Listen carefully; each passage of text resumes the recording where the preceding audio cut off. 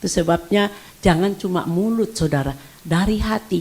Kalau sudah dari hati perjumpaan pribadi dengan Tuhan, itu saudara apapun yang terjadi kita akan tetap berdiri.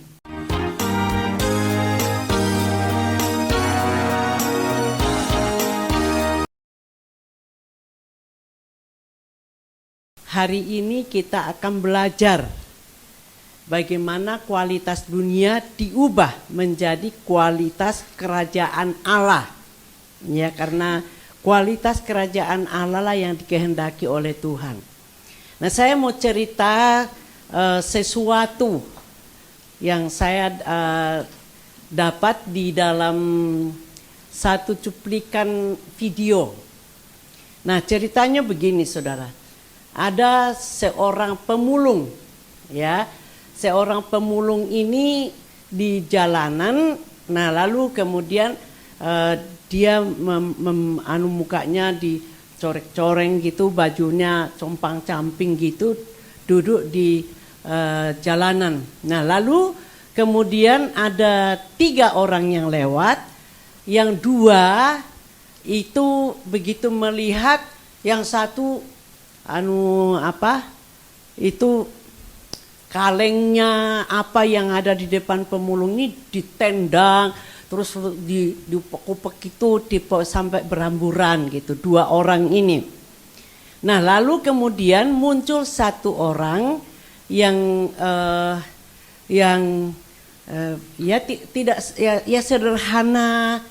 sederhana, yang ini belas kasihan melihat daripada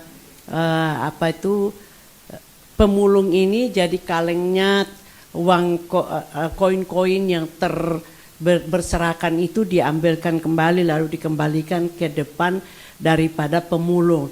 Nah, pemulung ini memperhatikan 3 orang ini. Kemudian selesai, lalu kemudian 3 orang ini ternyata pada membawa map gitu ya, map yang berisi kurikulum dan ijazah. Mereka masuk di satu gedung. Nah di dalam di gedung itu, lalu kemudian 2 orang ini duluan duduk. Kemudian muncullah yang tadi, yang kumus-kumus, yang bajunya tidak seberapa bagus. Nah lalu kemudian begitu masuk yang 1 dan 2 ini, kamu mau apa ke sini? Nah lalu, saya mau wawancara, saya mau interview. Kalau saudara kan mau cari majikan, dapat majikan kan diinterview. Nah kira-kira begitulah gambarannya. Terus kamu punya ijazah apa?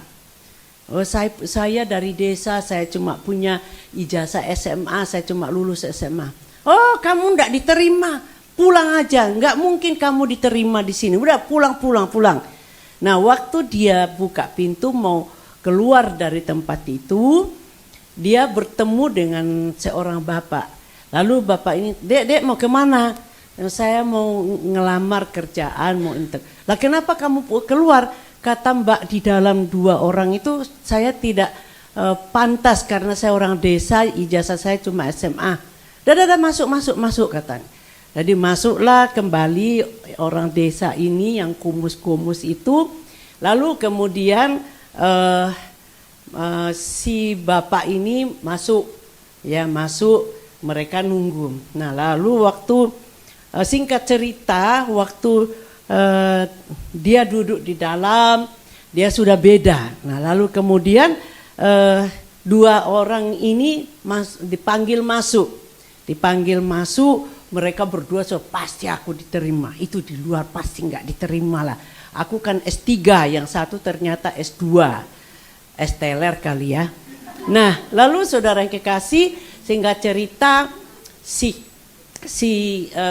yang pemilik perusahaan ini berkata, maaf, kamu berdua tidak diterima di perusahaan ini. Marah 2 orang ini. Kok bisa? Ini. Terus mereka masih ada di situ.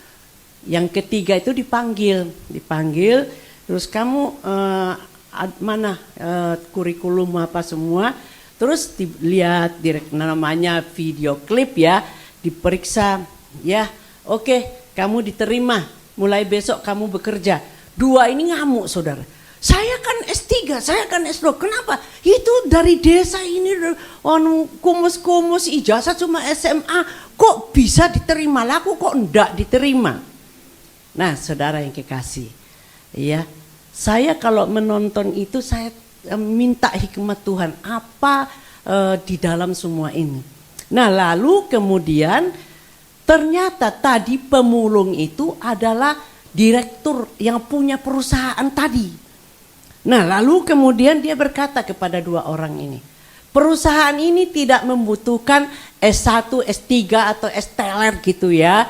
Perusahaan ini membutuhkan karakter. Nah rupanya saudara yang kekasih, waktu mau menginterview orang-orang yang datang, si bapak ini menjadikan dirinya pemulung untuk melihat karakter orang-orang yang datang nanti ini bagaimana? Karena sesungguhnya itulah yang akan dilihat. Jadi perusahaan ini, direktur ini berkata, kami tidak mencari ijazah S3, S2, ya. Kami mencari orang yang berkarakter. Meskipun dari desa, meskipun cuman lulus SMA, tapi karena karakternya. Wah, dia bilang, dia lalu tidak terima saudara. Dari mana tahu kalau itu karakternya bagus dan kami tidak? Nah lalu kemudian si yang pemilik perusahaan, tadi saya jadi pemulung. Dua-dua mukanya merah. Apa yang kamu lakukan dengan pemulung tadi? Tidak bisa ngomong dua. Dialah yang menolong saya. Dialah yang mengumpulkan apa yang kalian tendang, apa yang kalian injak-injak. Dia yang memperbaiki. Berarti itu karakter. Karakter itu tidak bisa bim salah bim jadi saudara. Itu dari sononya, dari hati. Jadi dua orang ini berkarakter sombong. Dan satu ini rendah hati. Nah, apa hubungannya dengan apa yang akan saya ajarkan saudara? Karakter dunia yang tadi, ya, sombong, S3, mantang-mantang S3, tapi karakternya sombong, enggak tinggi hati, iya, dua orang. Nah, karakter kualitas saya mau masukkan dengan kualitas kerajaan Allah, ya tadi ini. Walaupun di dalam video itu tidak disebut kekristenan atau tidak disebut Tuhan, tetapi saya mau ajarkan kepada saudara bahwa yang dilihat Tuhan itu hati. Ya, yang dilihat Tuhan itu hati. Nah, kita masuk, saya berdua dengan Papi itu ditugaskan Tuhan.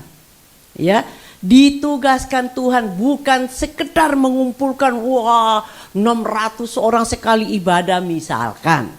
Tapi kalau karakter Kristus tidak ada, kami rasanya nol saudara. Ya itu sebabnya saya rindu dulu pada waktu kurang lebih 24 tahun, 23 tahun yang lalu, teman-teman dari sini itu ada hubungan dengan Korea, teman-teman yang ada di Korea dan di Jepang. Waktu saya sangat bangga itu. Nah, waktu mereka waktu itu belum ada WhatsApp, masih Messenger kalau enggak salah. Kirim-kiriman lah, kenal-kenalan lah mereka ini dan itu. Nah, teman-teman dari sini itu gaya hidupnya karakter Kristus. Mereka kalau saling menyapa shalom, terus yang disampaikan atau yang diucapkan, yang dibicarakan, gaya hidupnya adalah firman Allah. Nah, pada waktu mereka ngomong-ngomong itu, lalu mereka berkata begini. Salah satu mereka nyelutuk gini, kamu pasti anaknya Pastor Bobby. Saudara, saya merindukan ini. Iya, kalian dikenal bukan karena Pastor Bobby, tapi kalian dikenal karena karakter firman Tuhan. Waktu kita berkomunikasi satu dengan yang lain. Yang keluar tadi juga di VOP, apa yang kita ucapkan, ya apa yang kita ucapkan adalah firman Allah.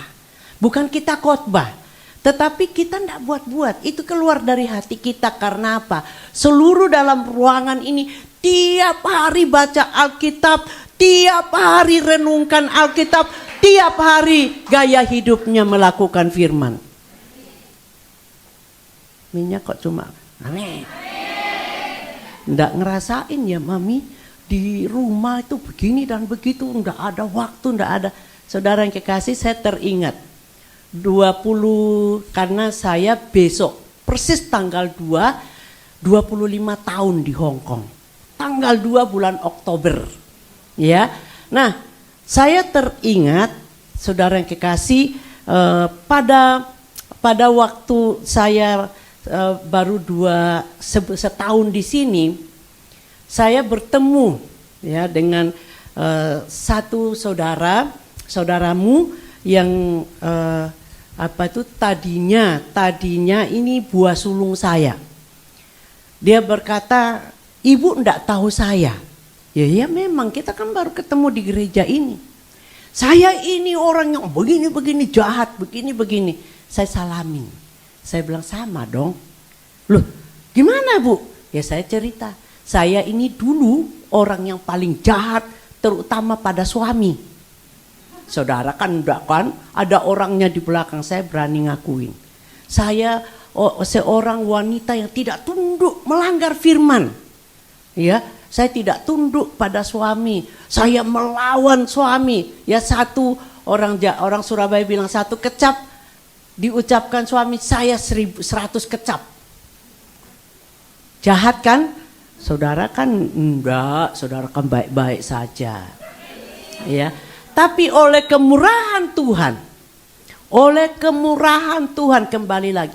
Oleh kemurahan Tuhan menemuin saya secara pribadi. Jadi saudara, pertemuan pribadi dengan Tuhan itu yang akan mengubah hidup kita. Ya, saya dengan bertemu pribadi dengan Tuhan. Mungkin saudara akan bertanya, caranya bagaimana? Jadi saya masih bekerja pada waktu itu dan kami berdua sudah merencanakan untuk pisah. Nah, waktu saya juga sudah merencanakan untuk pisah, saudara saya lalu tidur duluan karena mau kerja besok. Nah, pada waktu sementara saya tidur, suami masuk kamar, dia gantian, dia tidur. Saya gantian yang nggak bisa tidur. Nah, berapa hari yang lalu saya itu ke persekutuan doa. Ya bukan untuk cari Tuhan, ya cuma ngisi waktu aja, waktu luang gitu. Saudara kan nggak datang sini kan rindu Tuhan kok. Halo? Tapi kalau saudara enggak, cepat-cepat rindu cari Tuhan. Nah, saudara yang kekasih, pada waktu saya sedang pergi ke persekutuan, seorang hamba Tuhan desa, sederhana banget. Dia ngomong begini, saya pada waktu itu kalau saya tidak bisa tidur karena kami kerja di obat-obatan, saya bisa ngobatin diri saya sendiri. Kalau saya tidak bisa tidur, telan obat tidur. Nah tapi kali itu saya terngiang-ngiang, hamba Tuhan ini sederhana. Saudara-saudara, orangnya juga ya sederhana banget. Saudara-saudara, kalau malam tidak bisa tidur, bukalah Alkitabmu. Supaya Alkitabmu itu tidak penuh dengan debu. Nah saudara, waktu saya dengar kayak begitu, saya tuh tidak bisa tidur lihat suami tidur nyenyak. Saya lalu teringat itu, saya ambil Alkitab saya. Alkitab saya itu penuh dengan debu, jangan diketawain ya, saya tuh dulu begitu. Karena seminggu sekali baru dibuka, kalau itu pun karena sungkan sama pendeta, jadi bawa Alkitab ke gereja. Tapi bukan untuk dibaca, bukan untuk, karena sungkan aja sama. Saudara kan enggak, itu saya dulu berdua ya. Nah waktu saya pun tidak berdoa, saya cuma buka aja begitu. Tapi Tuhan tuh punya cara saudara. Saya begitu buka, saya bukanya di 1 Korintus pasal 13 persis dengan saya. Tidak punya kasih, tidak tunduk pada suami. Pokoknya itu ditegur habis-habisan. Saya ini orang yang tidak bisa nangis. Pada waktu mertua saya meninggal, padahal saya ini menantu yang sangat disayangi oleh mertua saya, saudara. Kalau kami berdua kerja, papi pulang duluan, itu mami mertua saya tuh ngomong, lah bojomu mana? Ya di belakang Tommy, masa akuin? Ya ditunggu dong, kenapa kamu pulang duluan? Pokoknya dia enggak mau masuk rumah, maksudnya masuk ke dalam ruangan kalau saya belum datang. Jadi dia tunggu saya di ruang tamu. Begitu saya datang, karena rumahnya agak nanjak, jadi panggil, kayak nyonyamu teko, bantuin gitu. Dan saya ditolong. Saya sudah begitu, saudara. Oh, mami mertuaku tuh bersayang, tapi aku sama anaknya kok jahat. Di sini kan enggak ada kan? Iya, saudara, saya itu wanita yang paling jahat. Oleh kemurahan Tuhan, saya akhirnya dapat 1 Korintus 13, dikatakan di situ, sekalipun kamu bisa berbahasa segala bahasa. Padahal saya ini enggak entos bahasa Jawa aja salah-salah. Lagi Indonesia, Inggris lagi cuma bisa I love you. Mandarin lagi cuma bisa wo ini. Tapi saudara yang kekasih dalam Tuhan, saya katakan waktu mertua saya meninggal, tadi saya ngomong, waktu mertua saya meninggal, saya nggak bisa nangis, mendem di sini, saudara. Padahal disayangi, saya nggak bisa nangis. Waktu saudara namanya adat ini, waktu mau pemberangkatan kita disuruh paikui. Paikui tahu saudara, paikui itu sujud di depan jenazah, terus kemudian anukan 3 kali. Nah saya itu dari kesempatan itu saya lihat suami saya masih gini, ya saya ikut, tapi saya ludahi mata saya supaya kelihatan nangis. Loh jahat kan, keras, enggak bisa nangis saudara, enggak bisa nangis. Nah lalu kemudian hubungannya dengan 1 Korintus tadi, waktu saya membaca 1 Korintus, saya bisa nangis, tapi saya kan gengsi. Saya lihat suami saya, nanti dia tahu kalau saya nangis. Saya keluar ruangan, saya minum. Orang-orang bilang kalau lagi emosi minum air putih sebanyak-banyaknya. Nah minum air putih sudah reda, ya emosi sudah reda. Saya masuk lagi lihat wajahnya papi, nangis lagi. Keluar lagi saya, terus keluar ke taman. Saya di situ, saya terus. Saya bilang apa tuh ini, kenapa tuh saya belum ngomong Tuhan, kenapa kok saya jadi cengeng gini.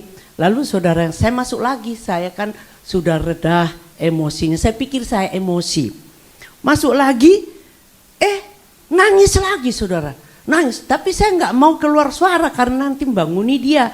Saya gengsi dong, nanti kan sombong kan, wanita sombong, jangan ditiru loh ya, itu dulu. Nah lalu saudara, saya keluar lagi, akhirnya saya masuk ke kamar mandi, saya cuci mata saya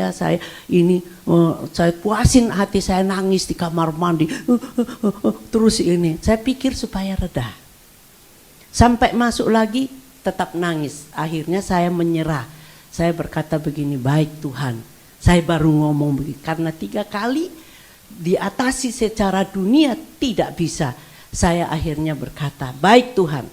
Mulai sekarang saya tidak cinta kepada suami saya, tapi mengasihi sesuai dengan 1 Korintus pasal 13 itu ya, saya nggak usah dibaca. Saya ini karakter saya dulu dirubah melalui 1 Korintus pasal 13. Sejak itu saya komitmen, saya tidak komitmen pada papi, tapi saya komitmen kepada Tuhan. Hati saya komitmen kepada Tuhan. Itu sebabnya jangan cuma mulut saudara, dari hati. Kalau sudah dari hati, perjumpaan pribadi dengan Tuhan, itu saudara, apapun yang terjadi kita akan tetap berdiri. Nah sama dengan yang di Kisah Para Rasul pasal 9 ayat yang keempat dan 5. Saudara catat Kisah Rasul pasal 9 ayat 18, saudara baca di rumah, saya akan jelaskan aja. Saudara yang kekasih, di sini ada Saulus yang ditemui oleh Tuhan Yesus. Ayat 4 kita baca sama-sama, 1, 2, 3.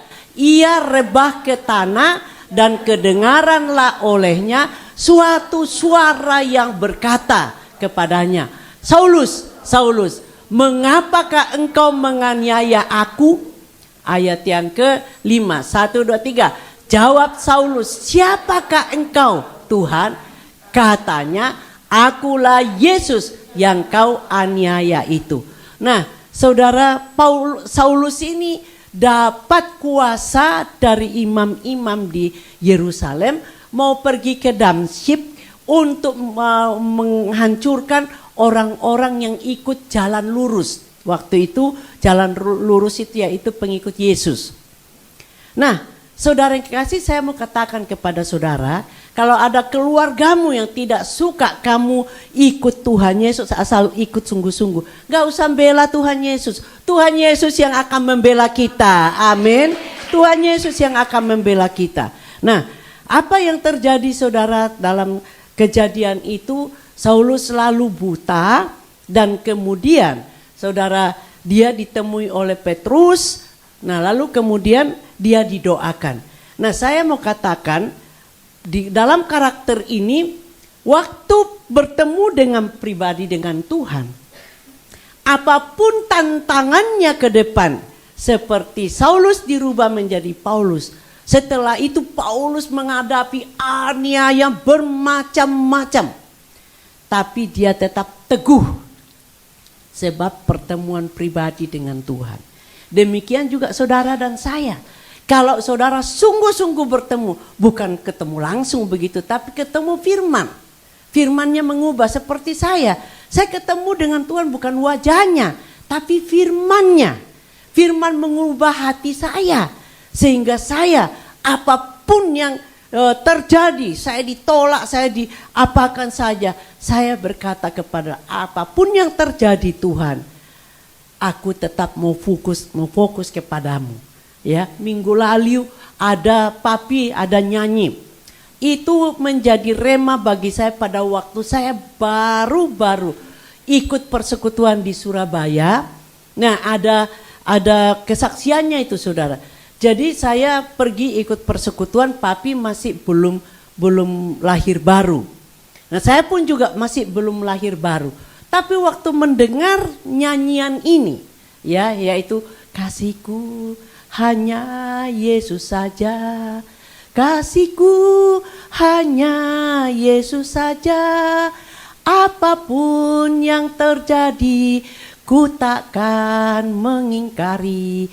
Kasihku hanya Yesus saja. Nah, ini ada kesaksiannya. Saya ikut persekutuan doa, lalu salah satu orang bersaksi. Dia berkata begini, suaminya itu bengis. Suaminya itu pokoknya enggak suka kalau dia pergi ke persekutuan doa, ke gereja. Nah, lalu dan satu kali waktu dia mau siap-siap pergi ke gereja, suaminya masih di rumah. Terus dia nyanyi dari kamar mandi. Dia nyanyi karena di persekutuan doa terus diajarin nyanyian itu. Dia nyanyi rengeng-rengeng, kasihku. Suaminya dengar. Awas ya, dia ini ada pria lain.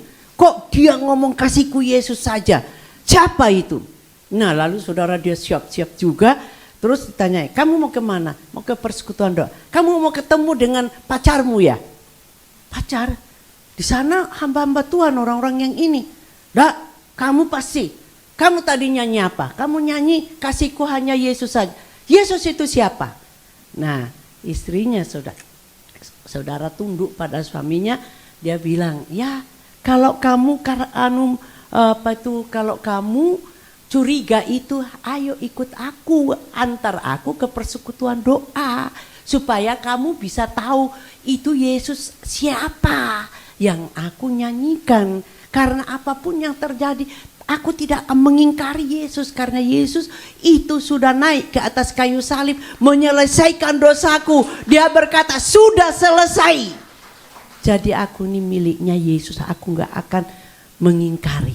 Nah saudara, pada waktu dia ikut ke persekutuan doa di Kupang, di Duku Kupang waktu itu saudara, suaminya ikut masuk. Aku boleh masuk? Boleh. Nah waktu suaminya masuk, disambut oleh hamba-hamba Tuhan yang ramah, dia curiga, ini paling-paling ini paling-paling. Nah saudara, ternyata pada waktu firman selesai, hamba Tuhan ini, saudara, hamba Tuhan ini nyanyi juga. Saya ada di situ jadi saya tahu. Nyanyi juga saudara. Mari kita nyanyi, kasihku hanya Yesus saja. Bingung dia. Kok semua nyanyinya kasihku Yesus saja. Nah saudara, melalui nyanyian itu si Bapak ini menjadi percaya kepada Tuhan Yesus. Amin. Kalau kita punya tekad dari hati kita, bukan cuma mulut, bukan cuma berkata kasihku Yesus, hanya sekedar abang-abang lambe, bahasa Jerman bilang. Ya, saudara, tapi kalau nyanyian dari hati kita, maka itu akan menggambarkan ya sesuatu. Saya tadi katakan kita tidak perlu membela Yesus. Yesuslah yang akan membela kita. Karena kalau kita selamat, kita percaya Yesus, itu bukan karena kita bisa. Itu karena bukan karena kita baik, tapi karena anugerah keselamatan turun kepada kita. Nah, saudara yang kekasih, di dalam firman ini tadi berkata, ya, orang itu si Saulus menganiaya orang-orang jalan lurus, yaitu orang Kristen. Nah, ini pertemuan Saulus dengan Tuhan Yesus membuat kualitas hidup daripada daripada Paulus, ya. Saudara, kualitas hidupnya sesuai dengan firman Tuhan. Saya sungguh kalau saya membaca kisah para rasul tentang Saulus atau Paulus ini, saudara, sejak dia bertemu dengan Tuhan Yesus, hidupnya terus ya banyak persoalan, banyak tantangan, tapi ending daripada kehidupan Paulus yaitu tetap menang. Amin. Apalagi kita di tahun ini lebih daripada pemenang, kan tahun pemenang kan. Amin. Ya, jadi saudara yang kekasih, siap-siap saja. Para wisudawati ini, kamu baru lulus teori, biarlah kamu menunggu sertifikat daripada surga, yaitu Tuhan berkata, "Nak, kamu sudah lulus secara karakter." Rindukan itu saudara. Bisa andalkan Roh Kudus sehingga Tuhan berkata, "Masuklah sehidangan dengan aku." Bukan cuma mereka berempat, tapi semua yang ada dalam ruangan ini. Mari saudara rindukan itu. Satu contoh lagi di dalam Alkitab kita, ya, di dalam Yohanes pasal 4 kita tidak perlu membaca. Saya sungguh-sungguh diberkati dengan wanita Samaria ini, karena dia itu ya pelakor, itu pelacur saudara, ya, diutamakan oleh Yesus, karena di situ ada ayat 3 kalau tidak salah berkata ia harus melintasi daerah itu. Ayat 4 dikatakan di situ ia harus melintasi daerah Samaria, karena pada waktu itu orang Yahudi dengan orang bukan Yahudi itu dilarang bergaul. Tapi Yesus sebagai orang Yahudi itu diharuskan. Kenapa diharuskan? Dia katakan ia harus. Kata-kata harus itu berarti perintah yang harus dipenuhi, ya, yang harus ditaati. Dan ternyata ada seorang, ya, ada seorang pendosa, ada seorang pelakor yang dipentingkan oleh Yesus pada waktu itu saudara.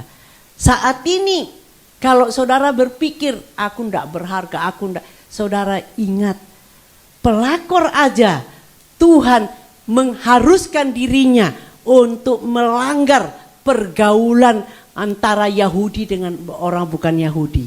Amin. Nah, saudara yang kekasih, apa yang terjadi pada waktu Yesus bertemu dengan wanita Samaria ini?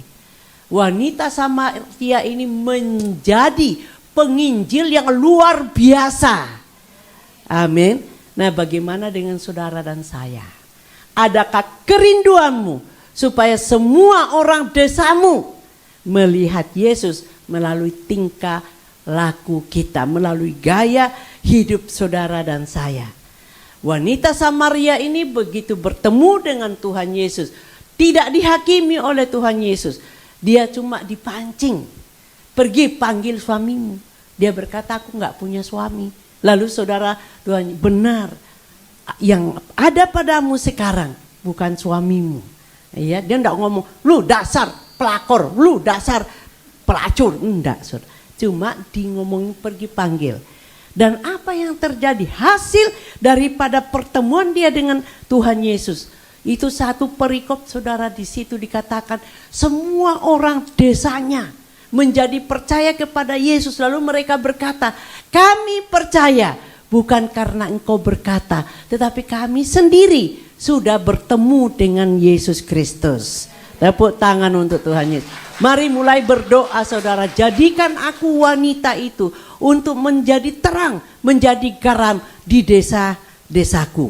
Amin. Nah, saudara yang kekasih, mari kita lihat dampak daripada kualitas kehidupan kita.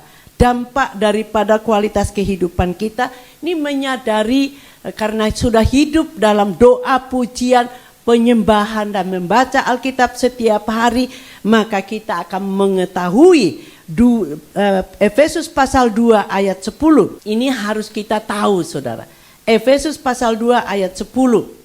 Saya minta saudara, karena kita itu saudara ganti dengan namamu kita itu. Ya, buatan Allah diciptakan dalam Kristus untuk melakukan pekerjaan yang baik. Nah, saudara, yuk kita baca sama-sama. Karena Nelly ini buatan Allah, diciptakan dalam Kristus Yesus untuk melakukan pekerjaan baik yang dipersiapkan Allah sebelumnya. Ia mau supaya Nelly hidup di dalamnya. Amin. Nah, saudara yang kekasih di dalam Tuhan, kalau kita menyadari ini, kita ini buatannya Allah. Ingat loh ya, waktu bumi ini dijadikan, yang pohon-pohon apa yang kita butuhkan itu hanya berfirman. Nah, hanya manusia satu-satunya yang dibentuk dengan tangannya Allah sendiri. Nah, itu sebabnya buatan Allah. Nah, setelah itu Adam dan Hawa jatuh dalam dosa. Nah, lalu kemudian pada zaman Tuhan Yesus kita kembali diciptakan dalam Kristus Yesus. Untuk apa, saudara? Bukan cuma sekedar supaya saudara menjadi beragama Kristen, supaya saudara pergi ke gereja, bukan. Tapi yang lebih lagi, saudara, diciptakan dalam Kristus Yesus untuk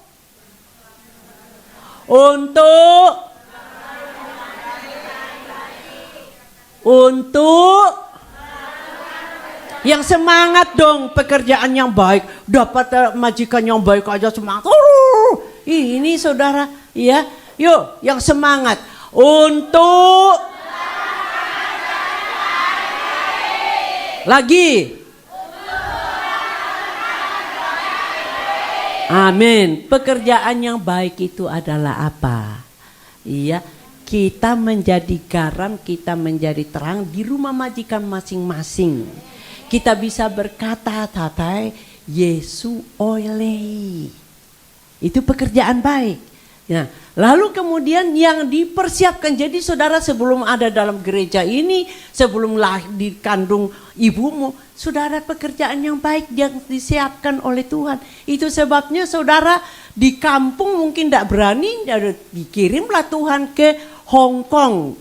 Nah, dengan alasan dolar sampai di sini, ditangkap Tuhan di Victoria Park, ya apa enggak? Ya, ditangkap lalu masuk ke tempat ini. Jangan Tidak usah takut. Saudara sedang dipersiapkan untuk melakukan pekerjaan yang baik yang sudah dipersiapkan oleh Allah sebelumnya. Nah, Allah mau supaya saudara dan saya, ini inisiatif daripada Allah. Allah mau. Saudara katakan, aku bersyukur Allah mau. Supaya sebut namamu, supaya sebut namamu yang keras, supaya namamu, supaya hidup di dalam pekerjaan yang baik itu. Amin. Nah, saudara, mari sama-sama ambil keputusan. Ya, sadari aku ini dibuat oleh Tuhan. Aku ini miliknya Tuhan. Aku tidak boleh menyia-nyiakan diriku, apalagi meminjamkan diri kepada orang-orang yang kita tidak kenal itu. Jangan sampai meminjamkan diri. Dirayu kayak apapun, jangan. Ya, jangan sampai meminjamkan dirimu kepada orang lain, karena bisa sia-sia ini, saudara. Ya, dia mau. Ini inisiatif daripada Allah untuk kita masuk dalam pekerjaan yang baik. Nah, pekerjaan yang baik supaya diperoleh ya melalui kom. Nah, melalui KUL, saudara belajar di situ untuk kita dipersiapkan. Amin. Nah, saudara yang kekasih, mari kalau selama ini kualitas dunia masih menguasaimu, mari minta Roh Kudus supaya karakter kualitas kerajaan Allah itu Tuhan berikan. Mari bangkit berdiri, sama-sama angkat tanganmu kepada Dia. Rindukan ini terjadi di dalam kehidupan kita. Roh Kudus yang akan mengubah kita. Roh Kudus yang memberi kita kasih. Seperti itu Roh Kudus memberi saya kasih. Melalui 1 Korintus 13 tadi. Melalui kasih kita akan dirubah oleh Tuhan.